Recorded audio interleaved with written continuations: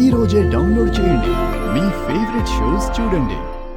Hello పెద్దాయనా, నేను మాధవరావు గారి అసిస్టెంట్ మాట్లాడుతున్నాను. ఇంతకు ముందు మీరు ఇక్కడికి వచ్చారు కదా, యుఎస్ లో ఉండే మీ అల్లుడు కూతురు వివరాల కోసం.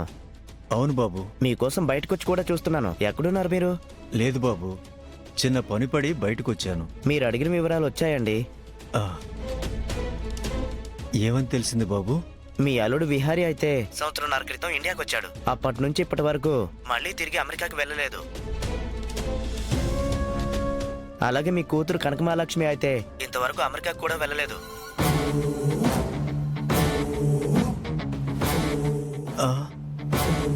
అలాగా బాబు? మా సార్ కూడా ఇదేదో చీటింగ్ కేసు అని చెప్తున్నారండి.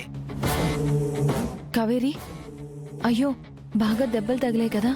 హా లక్ష్మి, ఒకడు చాలా ర్యాష్ గా వచ్చి గుద్దేశాడు.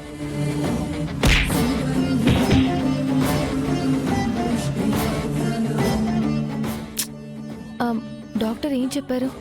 పర్లేదు, కాసేపు ఆగాక వెళ్ళొచ్చన్నారు. ఇంతకీ నిన్ను కాపాడిన అతను ఏరి? ఇప్పుడే ఫోన్ వస్తే అలా మాట్లాడడానికి వెళ్ళారు. నేను వెళ్ళి అతనికి థ్యాంక్స్ చెప్పొస్తాను. వెళ్ళు.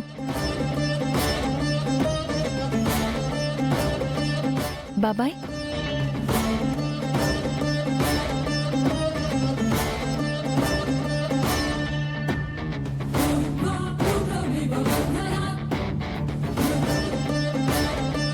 మా కావేరిని సమయానికి కాపాడి హాస్పిటల్కి తీసుకొచ్చారు. మీకు చాలా థ్యాంక్స్ బాబాయ్.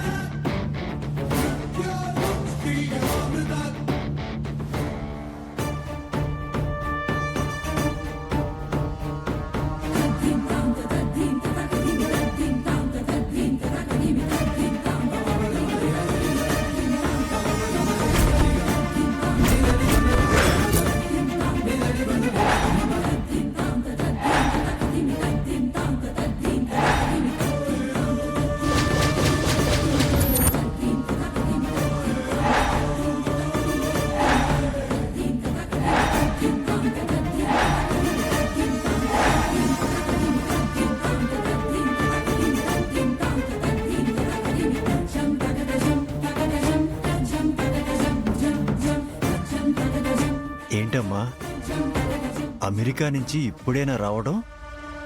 ప్రయాణం ఎలా జరిగింది?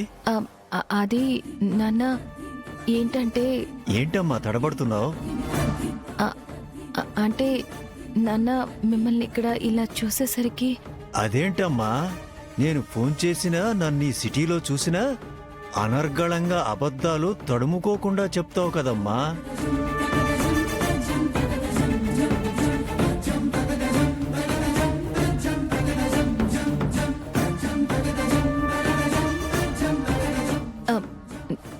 నాన్న, అబద్ధం ఏంటి? నేను చెప్పనా? నువ్వు ఇంతవరకు అమెరికాకి వెళ్ళనే లేదు.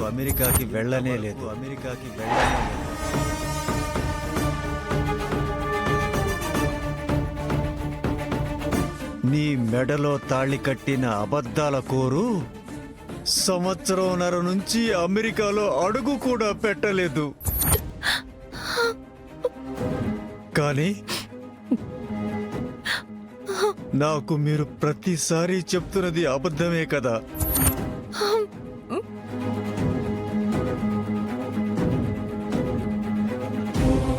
అతను నిన్ను పెళ్లి చేసుకుని వాళ్ళింటిలో ఒక పని మనిషిగా నీ చేత ఊడిగం చేయిస్తూ పని చేయిస్తున్నాడు. వాళ్ళు నిన్ను హింసిస్తూ ఆనందపడుతున్నారు. కానీ ఇవేవీ నువ్వు నాకు చెప్పలేదు. ఆ దుర్మార్గుడు గురించి నువ్వు నాకు నిజమెందుకు చెప్పలేదు? నాన్న, ఆయన్ని అపార్థం చేసుకోకండి. చాలు. నీ మెడలో తాళి కట్టి ఏ కష్టం రాకుండా నిన్ను చూసుకుంటానని నాకు మాటిచ్చిన వాణ్ణి నువ్వు సమర్థించొద్దు. నాన్న, మీ కాళ్ళు పట్టుకుంటాను, నా మాట పూర్తిగా వినండి. ఏంటమ్మా వినేది?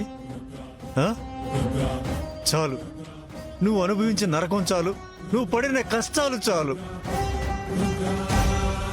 ఇక నువ్వు ఒక్క నిమిషం కూడా ఇక్కడ ఉండడానికి వీల్లేదు. నాన్న ఆగు నాన్న, ఇప్పటికిప్పుడు ఎలా రావడం? ఏది ఏమైనా నేను నిన్నిక్కడ ఉండనివ్వను. కనకం, నాతో రా. నాన్న అది కాదు నాన్న. కనకం, నువ్వింకేం మాట్లాడకో. రా నాతోటి. నాన్న ప్లీజ్ ఆగండి నాన్న, రా. మీకే చెప్పేది. ఏంటి ఆ బాబాయ్ లక్ష్మిని అలా తీసుకెళ్ళిపోతున్నారు?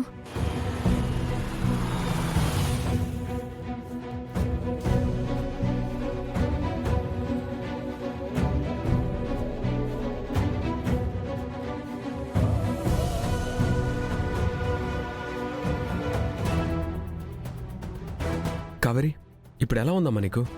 బానే ఉందన్నయ్య. దెబ్బలు బాగా తగిలినట్టున్నాయి. తలకి బాగా తగిలింది, డ్రెస్సింగ్ చేశారు. అవును, ఇంతకీ లక్ష్మి ఇక్కడికి రాలేదా? వచ్చిందన్నయ్య. మరి లక్ష్మి ఏది? తనని ఒక పెద్ద ఆయన తీసుకుని వెళ్లారు. పెద్దాయనా?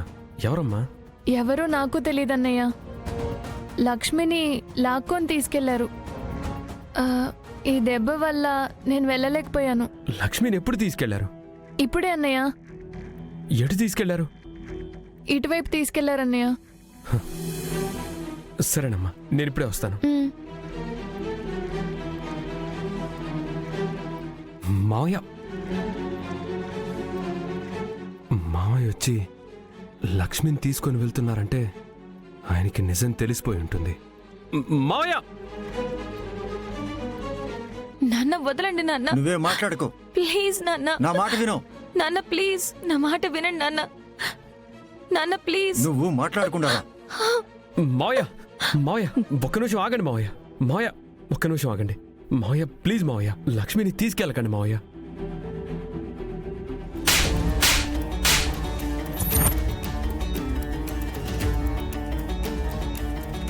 నాన్న నువ్వు నోరుమై.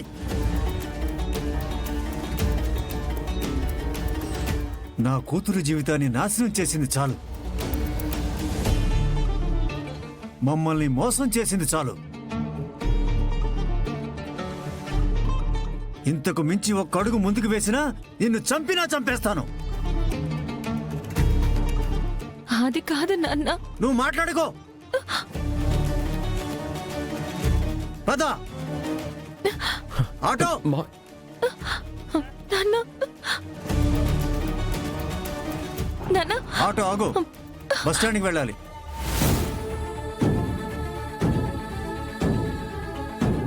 అది కాదు నాన్న, వదులు నాన్న ప్లీజ్ రా, నాన్న. ఎక్కు. మావయ్య! విహారీ గారు, నాన్న ప్లీజ్ నాన్న.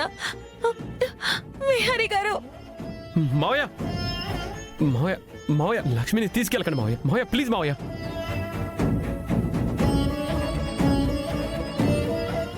ఆ